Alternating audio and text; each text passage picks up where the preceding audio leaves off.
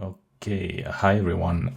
This is a demo of the Pro edition of shadcn, and I'm just gonna make a copy, and I'm gonna show you what this project is, and how it relates to the community edition, which you can find on Figma community, what's new in 1.8.0, and how we're thinking about the evolution of the kit.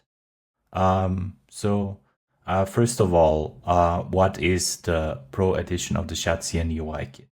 So if you look through this kit, you will see that you can find a long changelog because we've been working on this for quite some time. You can find Pro blocks, which are these elements that you can use to create beautiful websites. There's 3 categories: marketing, e-commerce, and applications. And if you skip over the Pro blocks, you will see that the kit contains colors. There are basic typography. There is some basic typography. There are icons, which we've recently updated to include Lucite 1.0. And you have the shadows. And I just see a little bug here because we've been fine-tuning how the kit works, right? And we've changed accent, which was used all over the place. We've changed accent to muted. And this is one of those aspects where I know that because of our change, I have to check like every page, right? That's gonna be fine. By Friday, when we release the kit, we're gonna iron out all the mistakes. And if you go through this kit, you will see that basically we have every shadcn component in here. So here, for example, there's the line accordion. I go to the next page, there's the alert. And what's important is that you will see that all of this is mostly unstyled. Like, it doesn't have much design opinion, and this is on purpose because the design opinion is yours to put in. shadcn is the start of your design system. It's not a design system.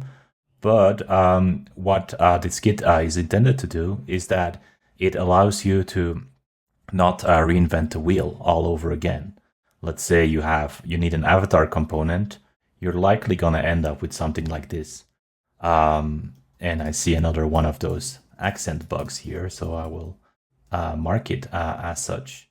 And what we did, and we actually made our own infrastructure, is that we made this plugin called Obra Autodocs. And when you buy a license to the shadcn kit, you also buy a license to Autodocs. So normally a Figma component looks like this, right? And you would inspect it and you would look at it and you would be like, okay, there's a roundness, there's a variant, there's a state. But you would have to like click through the menu to find like all ways that this component could be constructed, which is a little bit annoying. Some designers will make documentation, others won't, but with our plugin Obra Autodocs, it's very easy to just generate all the docs. And as you can see, we also generate shadcn dark, so we also generate the docs for the dark components. So as we go through the kit, you will see that we have a lot of features. The button component is huge, but let's jump to the card component. And what's new here in the card component is that we are using Figma slots. So Figma released slots around 10th of March, I believe, in beta, and we hope that it's sort of stable by now.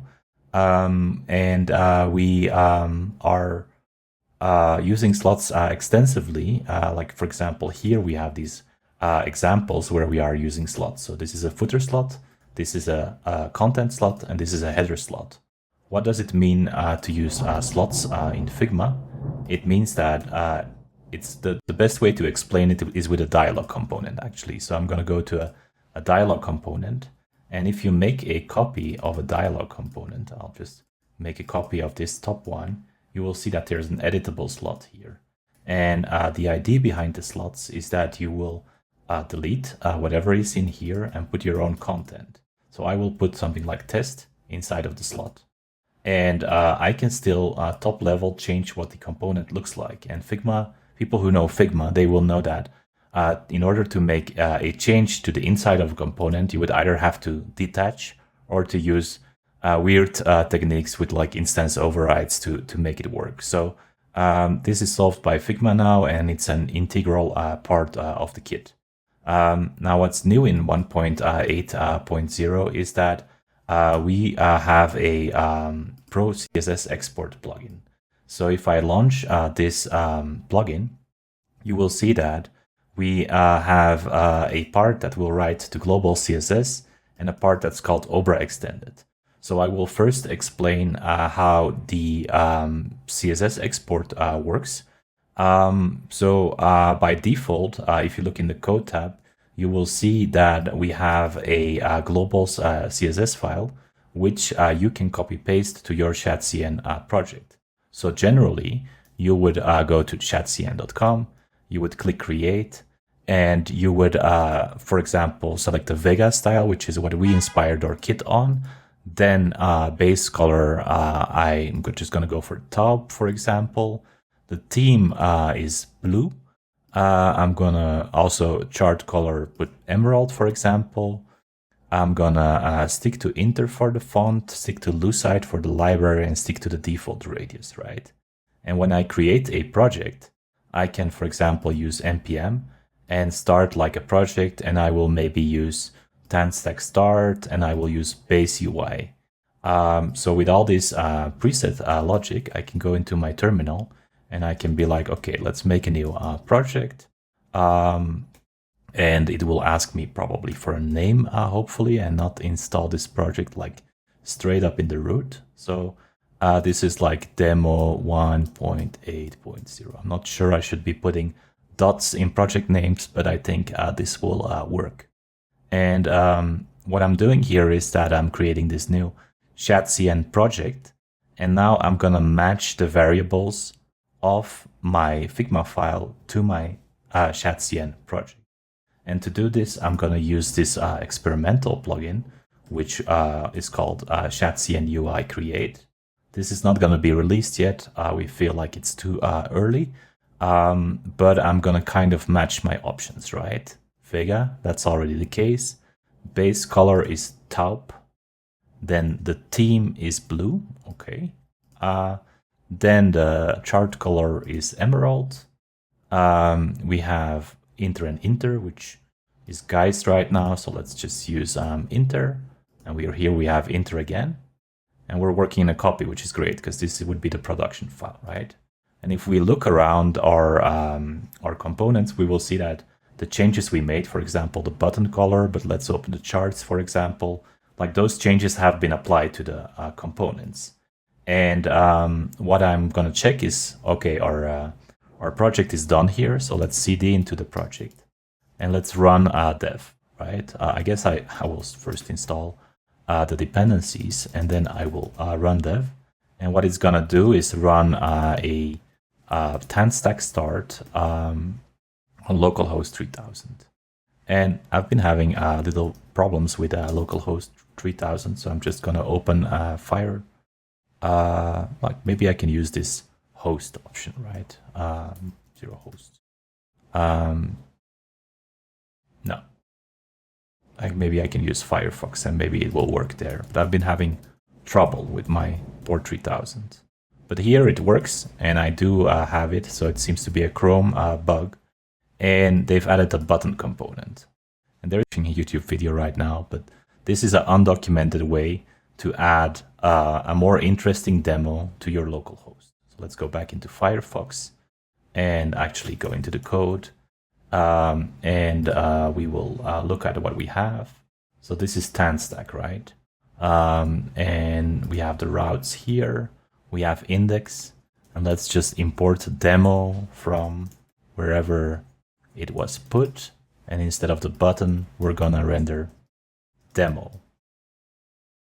And go back to Firefox. And here we have our demo, right?